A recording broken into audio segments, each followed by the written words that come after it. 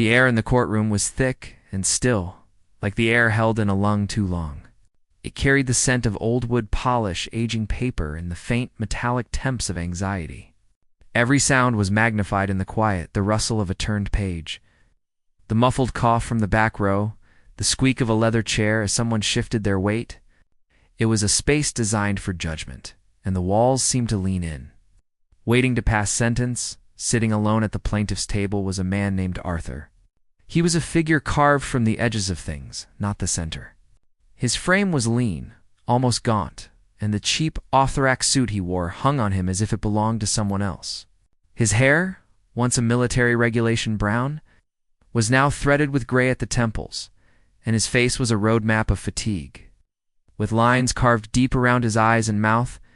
But the most telling thing about him was the way he held himself. Even sitting there was a stiffness to his posture, a remnant of a discipline that had been drilled into him until it was second nature. It was a discipline that was now at war with a body that refused to obey. His left hand, resting on the worn surface of the table, had a slight but persistent tremor. It wasn't the nervous shake of a man afraid of his fate, but a deeper, more organic shudder, a constant reminder of the injury that had unmade him. His right hand gripped the handle of a simple black cane that stood propped against the table. The cane was his constant companion now, a third leg that gave him the illusion of stability. In front of him lay a single accordion-style folder, its edges frayed and soft from years of being handled. It was filled with documents, medical records, letters, forms, and reports, a lifetime of paper that was supposed to prove his worthiness, but so far had only served to bury him in bureaucracy. Arthur's gaze was fixed on the empty bench at the front of the room, where the judge would soon appear. He felt a familiar knot tighten in his stomach. He had been fighting this fight for 3 long years. 3 years of filling out forms, of being put on hold, of talking to uninterested claims adjusters, and of receiving letters that were masterpieces of polite corporate cruelty. Now, it had come to this. His last chance. He had sold his truck to pay the filing fee. He had spent countless nights at his kitchen table, under the single glare of a bare bulb, reading law books he'd borrowed from the local library, trying to understand the strange foreign language of the legal system. He was a man who had once led a squad of soldiers through the mountains of a far-off country, a man who had made life-or-death decisions in the blink of an eye. Now he struggled to understand the meaning of phrases like preponderance of the evidence and burden of proof. He felt like an imposter, a civilian playing dress-up in a world where he didn't belong. A murmur went through the small crowd of onlookers as a side door opened. The judge entered. His name was Thorne, and he moved with an air of absolute authority, as if the very air in the room parted for him. He was older, with silver hair combed meticulously back from a high forehead and eyes that were small, dark, and seemed to miss nothing. He didn't walk to his bench. He ascended it, settling into his backed leather chair with a sigh that was not one of weariness, but of impatience. He looked out over his courtroom, his gaze sweeping over the lawyers, the spectators, and finally landing on Arthur. The look lasted only a second, but it was enough. It was a look of dismissal, of weary annoyance, as if Arthur were a piece of lint on the sleeve of his judicial robe. Across from Arthur at the defendant's table sat a young man in a suit that probably cost more than Arthur's monthly disability check. His name was Davies, and he represented Sentinel Insurance. He was the opposite of Arthur in every way. He was polished, confident, and relaxed. He smiled easily at the judge, his white teeth gleaming. He shuffled his stack of papers with a crisp, practiced motion, the papers fresh and clean, organized in neat, expensive binders. He looked like he belonged here. He looked like he owned the place. Arthur, with his worn folder and trembling hand, felt like a trespasser. The clerk, a woman with a bland, expressionless face, stood and called the case. Sentinel Insurance versus Arthur Vance. Arthur pushed his chair back, the legs scraping loudly against the wooden floor. The sound seemed to echo in the silence, and he felt a flush of heat on his neck. He gripped the edge of the table with his good hand and pulled himself to his feet, his bad legs screaming in protest. He reached for his cane, his fingers closing around the cool, smooth grip. He stood as straight as he could, his chin up, trying to summon the ghost of the soldier he once was. He was a man who had faced down enemy fire, but the silent, judgmental stare of Judge Thorne felt more intimidating than any bullet. Judge Thorne picked up a pen, tapping it once on his desk. The sound was like a gunshot. "Counselor," he said, his voice dry and clipped, nodding at Mr. Davies. "You may proceed." Davies stood, smoothing his jacket. "Thank you, Your Honor." He turned to face the jury box, even though there was no jury. It was a habit, a piece of courtroom theater. "Ladies and gentlemen," he began, his voice smooth and convincing, "this case is very simple. It is about a contract. A clear, unambiguous contract that my client, Sentinel Insurance, entered into in good faith with the plaintiff." He gestured toward Arthur with an open hand, a gesture that was both inclusive and dismissive. A contract that outlines in very specific terms the conditions under which a total and permanent disability benefit is to be paid. Arthur listened, his jaw tight. He knew what was coming. He had read the contract 100 times. He had lived it, Davies continued, his voice a soothing, rhythmic cadence.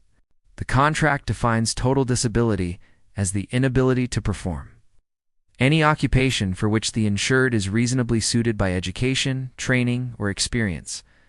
The evidence will show that while Mr. Vance is indeed unable to return to his former profession as a soldier, he has not made a good faith effort to explore other forms of employment.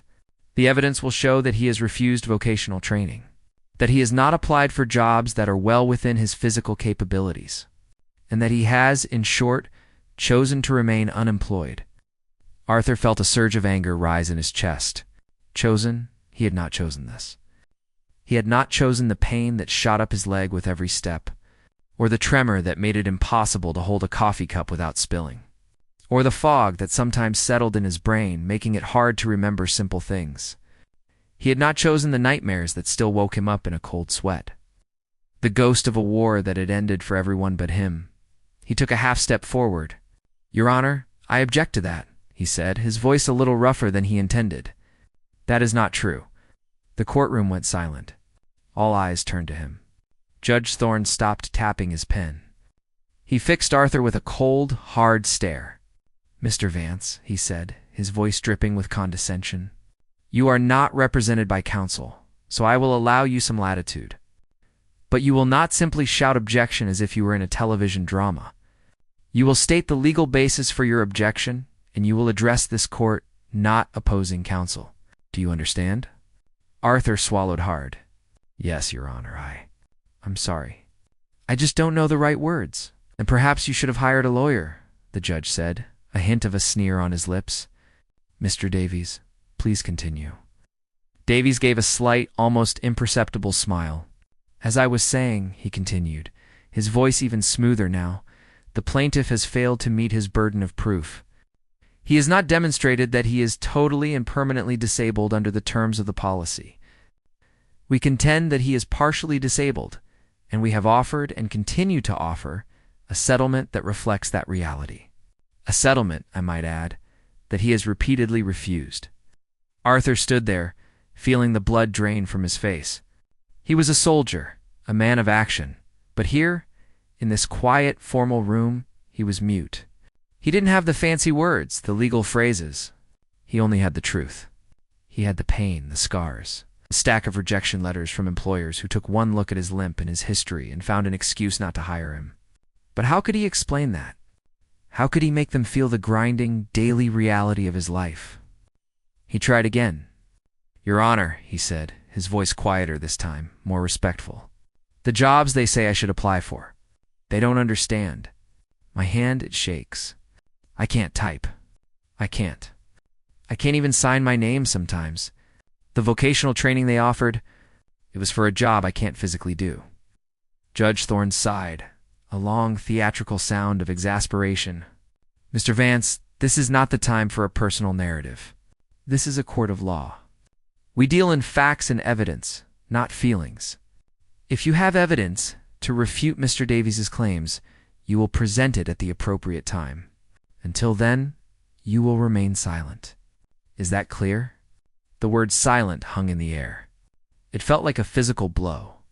Arthur felt a wave of humiliation wash over him.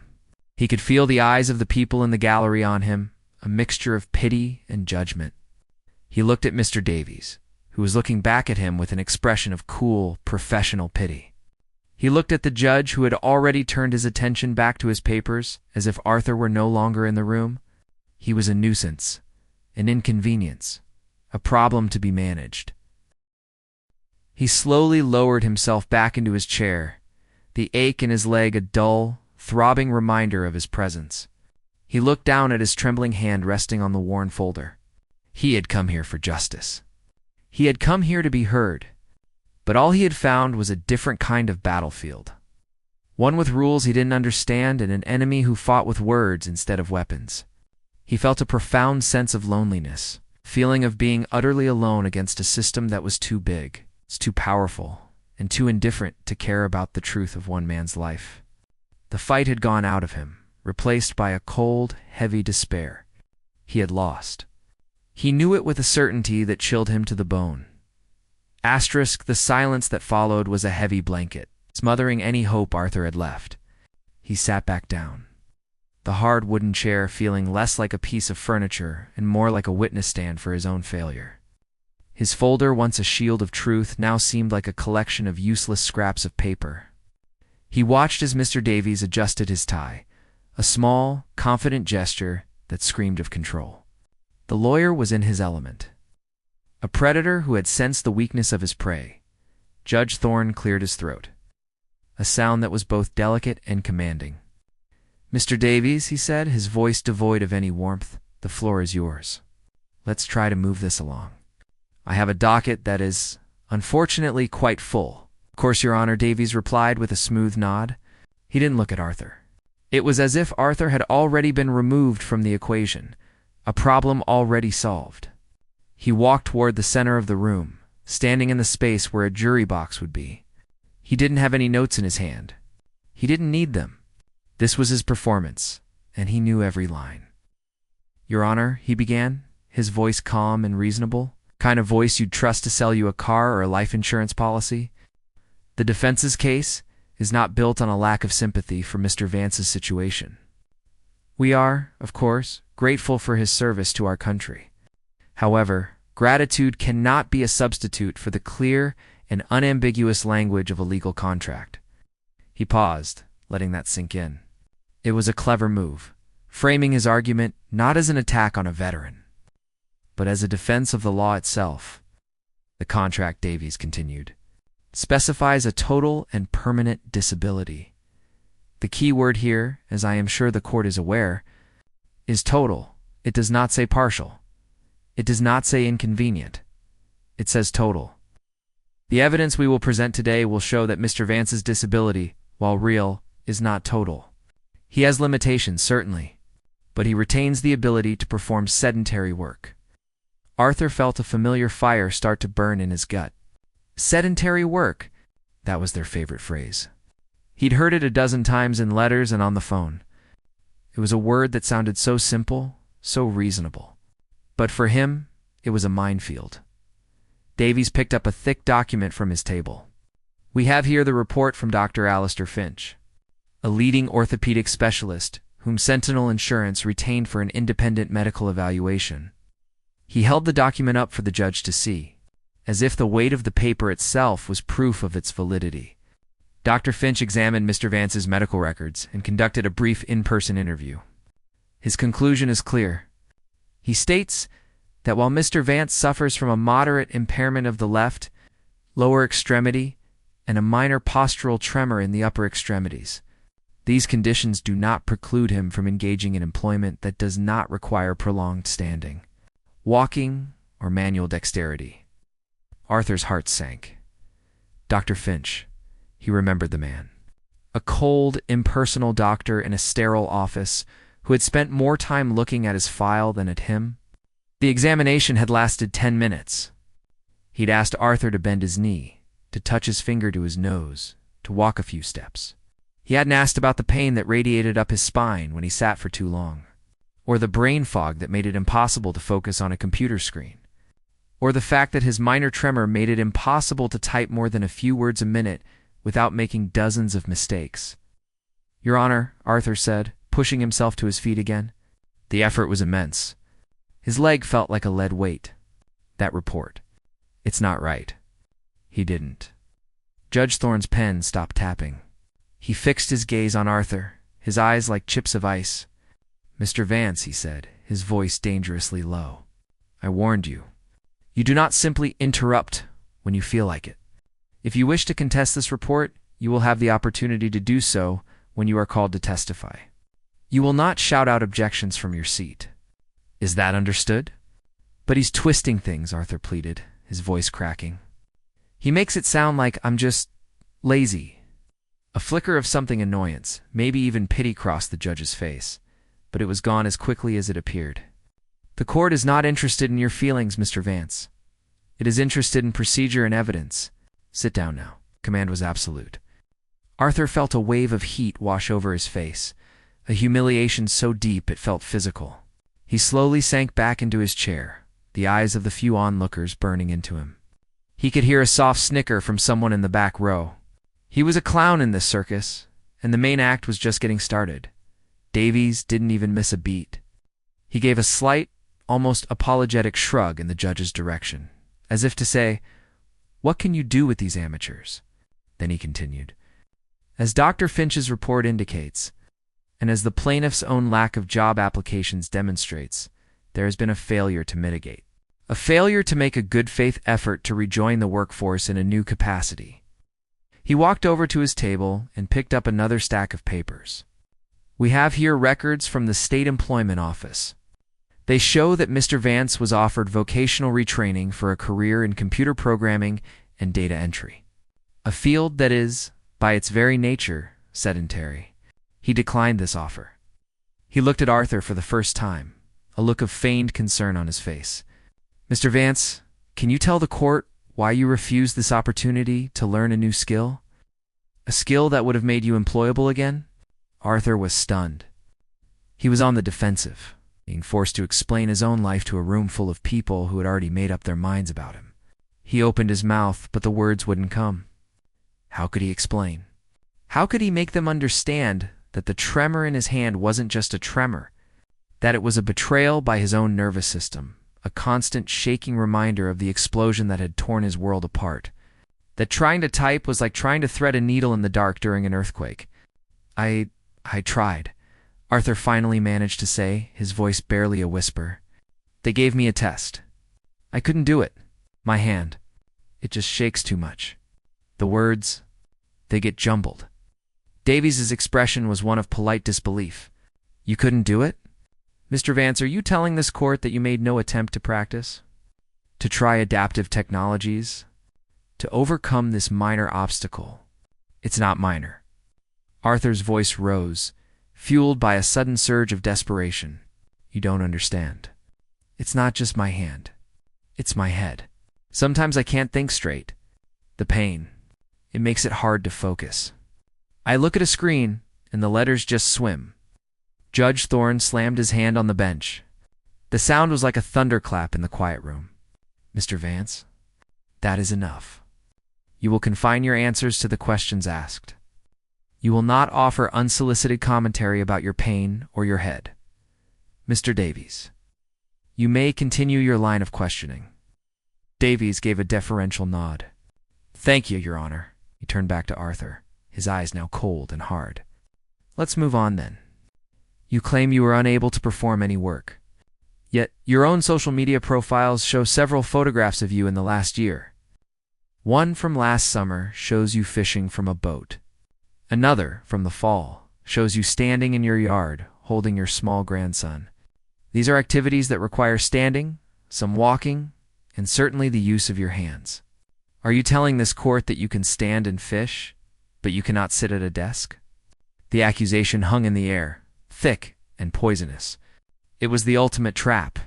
He was being judged for moments of normalcy, for fleeting instances where he had tried to reclaim a piece of the life he had lost. The fishing trip had been a gift from his brother. A day where he had sat in a chair for hours, the pain a constant, dull ache that he had pushed down because he didn't want to ruin the day. The photo with his grandson had been taken in a moment of pure joy. A 30-second snapshot where he had forgotten his pain for a second. A moment he now regretted with every fiber of his being. "They were good days," Arthur said, his voice hollow. "I paid for them later." "For days, I see," Davies said, his voice dripping with skepticism. "So you are disabled, but only on some days. On other days you are well enough for recreational activities, but not for work." "It's not like that," Arthur said, his voice trembling with a mixture of rage and despair. He looked at the judge, a desperate, last-ditch plea for understanding in his eyes. "Your Honor, please." But Judge Thorne wasn't looking at him. He was looking at the clock on the wall. "Mr. Davies, do you have any further questions for the witness at this time?" "No, Your Honor," Davies said smoothly. "Not at this time." "Very well," the judge said, turning his gaze back to Arthur. The look was one of finality, of a verdict already passed. "We will take a short recess." 15 minutes. He stood up, his black robe swishing around him, and disappeared through the side door without another word. The courtroom began to empty. The onlookers chatted amongst themselves, their voices a low hum. Davies and his team packed their expensive briefcases, sharing quiet smiles. Arthur didn't move. He just sat there, staring at the worn folder on the table in front of him. He felt completely and utterly broken. They hadn't just attacked his claim. They had attacked his character, his integrity, his very humanity. They had taken his best moments, his memories of joy, and twisted them into proof of his laziness. He had walked into this courtroom a soldier, fighting for his rights. He was leaving it a broken man, his spirit crushed under the weight of their words. The fight was over. He had lost. The 15 minutes of recess felt like an eternity. The courtroom emptied, the low murmur of voices fading down the hallway, leaving Arthur alone in the cavernous, silent room.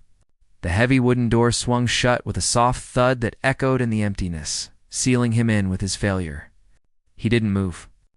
He just sat there, staring at the scuffed surface of the table in front of him. The worn folder lay open, its contents a jumbled mess of his life. A life that had just been picked apart and misinterpreted by a man in a suit that cost more than his car. A heavy, cold weight settled in his chest. It was the feeling of absolute defeat, a feeling he hadn't experienced even on the battlefield. In war, you had a mission, you had your team, you had a clear enemy. Here he was alone, fighting against shadows and words, against a system that had already decided he was a fraud. The judge's condescending tone, the lawyer's slick manipulations, the snicker from the back root, all replayed in his mind in a relentless, humiliating loop. They hadn't just denied his claim. They had denied his reality, his pain, his very integrity. He reached down and massaged his left leg, the muscles screaming in protest after being still for so long. The pain was a constant companion, a dull, grinding ache that sometimes flared into a white-hot fire. But the physical pain was nothing compared to the ache in his soul. He thought of his grandson, of the simple joy of holding him, a moment that had been twisted into evidence against him. He thought of the fishing trip with his brother, a day of stubborn, painful peace that had been used to paint him as a lazy malingerer. They had taken his best memories and poisoned them. He looked at the folder again. His life's work reduced to this. Medical records with words like subjective and patient reports. Letters from doctors who had seen him for 10 minutes. Forms filled out in triplicate. It was all paper, and it had all been useless against the power of a well-rehearsed performance. He felt a surge of hopelessness so profound it made him feel dizzy. Maybe they were right. Maybe he was just a broken man who couldn't accept his new life. Maybe he should just give up. He started to close the folder, his fingers trembling, ready to admit defeat. But as he did, his eyes caught a small, faded document tucked into a side pocket. It wasn't a medical record or a letter from an insurance company. It was his old military discharge summary. He pulled it out, the paper thin and worn with age.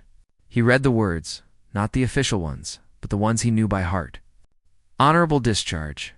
Served with distinction. And then, the line that he had almost forgotten about. The line that had been buried under years of pain and bureaucracy. Judge Advocate General's JAG Corps. JAG. The letters hit him like a physical blow. A forgotten life. A man he used to be. A man who had spent 6 years not just carrying a rifle, but carrying a law book. A man who had defended soldiers, prosecuted cases, and spent countless hours in rooms just like this one, arguing points of law, citing precedents, and dissecting contracts. He had been good at it. He had loved it. He had been a lawyer, a soldier's lawyer, but a lawyer nonetheless. He looked at his trembling hand, the hand that couldn't type a sentence without making a dozen mistakes. But his mind was still there. The discipline, the training, the ability to see the patterns, to find the weak point in an argument. It was all still there, buried under layers of pain and despair. He had been trying to fight their battle on their terms, using his feelings and his personal truth as weapons. But that wasn't how you won a war in a courtroom. You won it with strategy, with precision, with the cold, hard logic of the law. He took a deep, slow breath, the first real breath he had taken all morning. The fog in his head began to clear, replaced by a sharp, steely focus. He was still a man with a broken body, but he was no longer a broken man. He was a soldier, and a soldier never gives up the fight. He began to sift through the papers in his folder, not with the desperate searching of a victim, but with the methodical precision of a tactician planning his next move. He found the Sentinel insurance contract. He found the medical reports. And he found a small, dog-eared law book he had borrowed from the library, its pages filled with his own penciled notes. He was no longer just Arthur Vance, the disabled veteran. He was Captain Vance, JAG Corps, and the game was about to change. The side door creaked open, and Judge Thorne returned, his face a mask of impatience. He settled back into his haback chair, not even bothering to look at Arthur. Mr. Davies and his team followed, looking relaxed and confident. The clerk stood. All rise. Arthur rose, his movements slower now, but more deliberate. He stood straighter than before, his shoulders back. The cane was still there, a necessary support. But it no longer seemed like a symbol of his weakness. Judge Thorne picked up a pen, tapping it irritably on his desk. "All right," he said, his voice brisk and dismissive. "We've wasted enough of the court's time, Mr. Davies. You have made your position clear. Mr. Vance, you failed to provide any compelling evidence to refute the defense's claims. Unless you have anything of actual substance to add, I am prepared to rule in favor of Sentinel Insurance." This was it. The moment of execution. Davies was already smiling, a small, triumphant curve of his lips. He was packing his briefcase. "The job done, Your Honor." The voice that spoke was not the hesitant, cracked voice from earlier. It was clear, calm, and carried an unexpected authority that cut through the tension in the room like a knife. Everyone turned to look at Arthur. Davies stopped packing, his hand hovering over his briefcase. Judge Thorne looked up, his eyes narrowing with annoyance. "Mr. Vance, I said I was prepared to rule. Your time for speaking is over." "With all due respect, Your Honor," Arthur said, his gaze fixed and unwavering on the judge, "my time for speaking has just begun, and I believe the court will find what I have to say to be more than just substance." The judge stared at him, surprised by the sudden change in his demeanor. He gestured with his pen, a reluctant permission to continue. "Thank you, Your Honor," Arthur said. He then turned his attention to Davies, but his words were for the judge. "Mr. Davies's entire argument hinges on a single flawed premise. He has repeatedly cited the company's internal policy manual and his interpretation of the term total disability. But he has deliberately and skillfully avoided the central legal question, which is governed not by his company's internal manual, but by state precedent and the specific language of the contract itself." He paused, letting the words sink in. The courtroom was utterly silent. Davies was no longer smiling. He was standing perfectly still, his face pale. "Specifically," Arthur continued, his voice growing even more confident, "the defense's case rests on a misinterpretation of the controlling precedent in this jurisdiction. The ruling in Henderson v. Allied Pinnacle, 3rd District, 2014. In that case, the court ruled that the term any occupation in a disability policy cannot be interpreted to mean a hypothetical, theoretical job for which the insured is not reasonably suited. It must be a job that exists in the national economy, taking into account the insured's age, education, and experience. Mr. Davies has suggested I should become a computer programmer, a career that requires not only manual dexterity I no longer possess, but also a level of sustained cognitive focus that my medical records clearly show is compromised by my condition. This is not a reasonable occupation. It is a fantasy designed to deny a legitimate claim. He took a slow, deliberate step forward, leaning slightly on his cane for support. But his posture was that of a prosecutor delivering a closing argument. Furthermore, he said, his voice dropping to a quieter, more intense level, I understand the court's frustration with what must appear to be a lack of legal procedure on my part. I apologize for that. Before my injury in Kandahar, before the roadside bomb that took my leg and my career, I served for 6 years as a judge, Advocate General's JAG, Corps officer in the United States Army. I am not unfamiliar with the rules of this court. I am simply out of practice. A collective, almost inaudible gasp went through the room. The young law student in the back row sat bolt upright. The clerk's eyes widened. Davies looked like he had seen a ghost. All the color drained from his face. He stared at Arthur, his mouth slightly agape, the slick, confident lawyer completely gone, replaced by a man who had just realized he had sailed his ship into a torpedo. Judge Thorne leaned forward in his chair, his expression of bored contempt completely gone. It was replaced by a look of intense, sharp scrutiny. His eyes narrowed, his mind clearly racing. He was no longer looking at a broken, annoying veteran. He was looking at a peer, a fellow legal mind who had been hiding in plain sight. The power in the room had shifted so dramatically, it felt like the air pressure had changed. The judge slowly put down his pen, a gesture that signaled he was no longer in a hurry. He was ready to listen. The silence that followed Arthur's revelation was not the heavy, defeated silence from before. This was a different kind of quiet. It was the silence of a held breath, of a room full of people realizing they were witnessing something extraordinary. The air, once thick with judgment and pity, was now charged with a new electric tension. Every eye was on Arthur, but they were no longer seeing the broken man with the trembling hand. They were seeing the man who had been hiding inside him all along. Judge Thorne leaned forward. His elbows on the bench, his entire posture changed. The mask of bored impatience had fallen away, replaced by an expression of sharp, focused interest. He was no longer a judge dealing with a nuisance. He was a jurist listening to a peer. He looked at Arthur not with annoyance, but with a newfound, grudging respect. "Mr. Vance," the judge said, his voice now devoid of its earlier condescension. It was neutral, professional. "Please, continue. The court is listening." Across the room, Mr. Davies was a statue of disbelief. His face, which had been a canvas of smug confidence, was now pale and tight. He looked like a man who had just stepped onto what he thought was solid ground, only to find it was thin ice. He opened his mouth, then closed it, having no idea what to say. The power had shifted so completely and so suddenly that he was left speechless. Arthur gave a slight, respectful nod to the judge. He then turned his attention back to Davies, but his words were for the entire court. "Thank you, Your Honor. I understand the court's time is valuable, so I will be brief. But I must address the foundation of Mr. Davies's argument, which is built on a deliberate misreading of both the law and the facts of this case." He didn't raise his voice. He didn't need to. His words were calm, precise, and carried the weight of authority.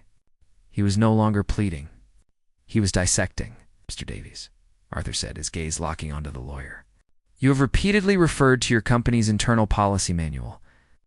You've also cited the report from Dr. Finch, but you have cleverly avoided discussing the actual contract that was signed with my client." The plaintiff reached into his worn folder and pulled out a document, holding it up. "The Sentinel Insurance, Total Disability Policy. Section 4, Paragraph B. Defines total disability as the inability to perform the material and substantial duties of any occupation for wage or profit. He paused, letting the words hang in the air. You have focused on the word any, Your Honor, suggesting that it means any job at all, no matter how unsuitable. But you have ignored the crucial phrase that precedes it, the material and substantial duties. He looked back at Davies. Mr. Davies, is it true that your company's internal training manual for claims adjusters? On page 47, it finds material and substantial duties as the primary tasks that comprise the core function of a job, not marginal or incidental tasks? Davies looked trapped. He glanced at the judge, who was watching him intently. I am not personally familiar with that specific page of the training manual, he stammered. No need to worry, Arthur said smoothly, pulling out another photocopy. I have a copy right here. I'd be happy to enter it as evidence. He looked at the judge, who gave a curt nod. Now, Mr. Davies, let's talk about the vocational training you claim I refused. Computer programming. Would you agree that a material and substantial duty of a computer programmer is the ability to type for extended periods with accuracy and speed? Well, yes, I suppose so, Davies admitted, his voice uncertain. And would you also agree that the medical report from Dr. Evelyn Reed, my own treating physician, which you conveniently chose to ignore, explicitly states that my postural tremor and nerve damage make it impossible for me to perform such a task, that my attempts at typing result in a high error rate and increased pain? Davies was silent. He had no answer. He had built his case on the report from the company's doctor, a man who had spent 10 minutes with Arthur and had completely disregarded the detailed reports from the doctor who had been treating him for years. Arthur didn't wait for an answer. He turned back to the judge. Your Honor, Sentinel Insurance is not arguing that I am not disabled. They are arguing that I should be forced into a job that I am physically and mentally incapable of performing, based on a flimsy, one-sided medical report. This is not an interpretation of a contract. It is a strategy of bad faith. It is designed to wear down a claimant until they give up. He then shifted his focus to the photos, the personal attacks that had hurt him the most. And the photos, he said, his voice softening slightly, but losing none of its power, the fishing trip. The day with my grandson, Mr. Davies, you presented these as evidence that I am not truly disabled, that I am somehow faking my condition. I want to talk about that. He looked at the judge, his eyes clear and steady. Your Honor, I live with pain every single day. Some days are better than others. On the good days, I have a choice. I can stay at home and feel sorry for myself, or I can try to live a small piece of a normal life. I can choose to endure the pain for a few hours, to make a memory with the people I love. The fishing trip with my brother, I sat in a chair for 8 hours. The next day I couldn't get out of bed. The day I held my grandson, I paid for that moment of joy with 3 days of excruciating pain. Those photos are not evidence of my health. They are evidence of my humanity. They are evidence of my struggle. And for Mr. Davies to twist that struggle into something ugly is not just dishonest, it is cruel. The courtroom was utterly still. The young law student in the back was scribbling notes furiously. The onlookers who had been whispering earlier were now leaning forward, completely captivated. Even the clerk, who had seen 1,000 cases, was watching Arthur with rapt attention. Judge Thorne was no longer just listening. He was engaged. He picked up a pen, but this time he wasn't tapping it impatiently. He was making notes. Mr. Vance, the judge said, interrupting him. You mentioned a precedent, Henderson v. Allied Pinnacle. Can you elaborate on how you believe it applies here? Arthur nodded, as if he had been expecting the question. Of course, Your Honor, in Henderson, the court ruled that an insurance company cannot define any occupation in a way that is unreasonable or unrealistic for the insured. They can't suggest a person become a concert pianist if they have arthritis in their hands. They can't suggest a person with a severe back injury become a warehouse worker. The ruling states that the proposed occupation must be realistic. And within the capabilities of the insured, Sentinel Insurance has proposed a career that is based on their own doctor's report and my own doctor's detailed analysis, not within my capabilities. They are not offering a solution. They are creating an impossible standard to avoid their obligations under the contract. He looked at Davies, who was now standing behind his table, looking like a student who had been caught cheating. "Mr. Davies, you are a lawyer. You know the law. You know that what your company is doing is not just questionable. It's a violation of the principle of good faith and fair dealing that is implied in every single insurance contract in this state." The finality in Arthur's voice was absolute. He had not raised his voice. He had not lost his temper. He had simply, calmly, and methodically taken every argument, every piece of evidence, and every insinuation that the defense had made, and he had torn it to pieces. He had used their own words, their own documents, and the unshakable power of the law to build a wall of truth around himself that they could not breach.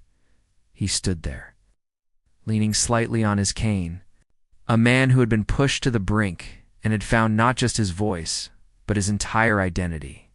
The tremor in his hand was still there, a physical reminder of his sacrifice, but it no longer seemed like a sign of weakness. It was just a part of who he was. And who he was a man who knew the law, and he was a man who was not going to lose. The silence in the courtroom was a living thing. It stretched and grew, filling every corner with the weight of what had just happened. Arthur stood his ground, his hand resting on the worn folder. The only sound in the room the faint, almost imperceptible hum of the overhead lights. He felt a wave of exhaustion wash over him, the adrenaline that had fueled his transformation beginning to ebb, leaving a profound ache in its wake. But beneath the exhaustion was something else, a quiet, steely certainty. He had said what he needed to say. He had laid the truth bare, not as a desperate plea, but as a precise, undeniable legal argument. Across the room, Mr. Davies was a study in defeat. His face, once a mask of polished confidence, was now ashen and slack. He looked at Arthur, not with anger, but with a kind of dawning horror. The look of a man who had just realized he had brought a knife to a gunfight. He fumbled with a stack of papers, his hands unsteady, the crisp documents suddenly seeming foreign and useless in his grip. He had been outmaneuvered, outthought, and exposed. Not by a high-powered lawyer, but by the quiet, disabled veteran he had so arrogantly dismissed. Judge Thorne remained motionless, his gaze fixed on Arthur. The impatience and contempt that had colored his features earlier were gone, replaced by a look of intense, intellectual scrutiny. He was no longer seeing a pro se litigant, a nuisance clogging up his docket. He was seeing a fellow officer of the court, a man who had just demonstrated a mastery of the law that was, frankly, breathtaking. He leaned back in his high-backed chair, steepling his fingers under his chin, his mind clearly working, processing the legal avalanche Arthur had just unleashed. After a long moment, the judge spoke. His voice was quiet, but it carried the authority of a man who was reevaluating everything he thought he knew. "Mr. Davies," he said, his eyes still on Arthur, "do you have any response to Mr. Vance's presentation?" Davies opened his mouth, but no sound came out. He looked like a fish gasping for air. He cleared his throat, tried again. "Your Honor, I must confess I was unaware of Mr. Vance's background. We were acting on the information we had, the information you had," the judge said, his voice now turning cold. "Was the information you chose to present, the information you carefully curated to build a case that, based on Mr. Vance's arguments, appears to be not just weak, but deliberately misleading." He turned his gaze to Davies, and the look in his eyes was withering. "This court will take a 15-minute recess to consider the new information presented. When we return, I expect you to be prepared to address the points of law raised by Mr. Vance, specifically regarding Henderson v. Allied Pinnacle and the principle of good faith and fair dealing." With that, he stood and swept out of the room through the side door, leaving a stunned silence in his wake. The recess was a blur for Arthur. He didn't move from his spot. He could feel the eyes of the few onlookers on him, but their stares were different now. There was no pity, only a mixture of awe and respect. He could hear them whispering, but he couldn't make out the words. He just stood there, his hand on his folder. the tremor in his other hand seeming to have subsided, calmed by the quiet fire of his own resolve. When Judge Thorne returned, the atmosphere in the room had shifted completely. The air was no longer heavy with oppression, but crackled with anticipation. The judge took his seat, his expression grave and serious. He looked at Arthur, then at Davies, who was now standing pale and sweating beside his table. After careful consideration, the judge began, his voice clear and resonant. This court finds that the plaintiff, Mr. Vance, has presented a compelling and legally sound argument that casts serious doubt on the defense's position. Sentinel Insurance's reliance on a narrow and self-serving interpretation of the term any occupation is not only unpersuasive, but it borders on bad faith. He paused, letting his words sink in. Davies looked like he was going to be sick. The defense's argument that Mr. Vance should simply learn to be a computer programmer ignores the clear medical evidence presented by his own treating physician. Evidence that was conveniently, and in this court's opinion, deliberately omitted by the defense. It ignores the legal precedent set by Henderson v. Allied Pinnacle, a case that any competent lawyer in this field should be intimately familiar with. He then turned his attention to the photos, his voice filled with a quiet fury. Furthermore, the defense's attempt to use Mr. Vance's personal moments of humanity against him was not only a poor legal strategy, it was a deeply offensive one. This court will not tolerate the shaming of a man for finding the strength to live his life in the face of constant pain. He looked down at his notes, then back up at the room. Therefore, this court rules in favor of the plaintiff, Arthur Vance. Sentinel Insurance is hereby ordered to pay all back benefits due under the policy, plus interest. Furthermore, court will assess a significant penalty against Sentinel Insurance for their bad faith handling of this claim. He wasn't finished. But this goes beyond a simple contract dispute. The behavior exhibited by Sentinel Insurance in this case is indicative of a larger systemic problem. It is a pattern of behavior designed to profit from the desperation of people who are at their most vulnerable. Therefore, I'm referring this case to the state's Department of Insurance for a full investigation into Sentinel's claims practices. I will also be filing a formal complaint with the State Bar Association regarding the conduct of Mr. Davies. A collective gasp went through the courtroom. This was more than a victory. It was a complete and total annihilation. The judge hadn't just ruled in Arthur's favor. He had declared war on the entire system that had tried to crush him. Davies looked like he had been physically struck. He sank into his chair, his face in his hands. His team quickly packed their things, their faces burning with shame, and fled the courtroom, leaving their defeated leader behind. As the courtroom began to empty, Arthur slowly gathered his worn folder. His hands were steady now. He felt a profound sense of peace, the feeling of a battle fought and won, not with shouts and anger, but with quiet, unshakable truth. He looked up and saw Judge Thorne watching him from the bench. The judge gave him a slow, deliberate nod. It wasn't a gesture of pity, but of mutual respect, a silent acknowledgement between two professionals. Arthur nodded back as he turned to leave, a young man. The law student who had been watching from the back approached him hesitantly. "Excuse me, sir," he said, his voice filled with awe. "That was incredible. I'm a law student, and I've never seen anything like that. I just wanted to say thank you." Arthur looked at the young man at the eager, hopeful look in his eyes. He saw a younger version of himself, a man who still believed in the power of the law to do good. He managed a small, tired smile. "You're welcome," he said, his voice quiet. "Just remember something." "What's that?" the student asked. "Never mistake a quiet man for an unprepared one," Arthur said.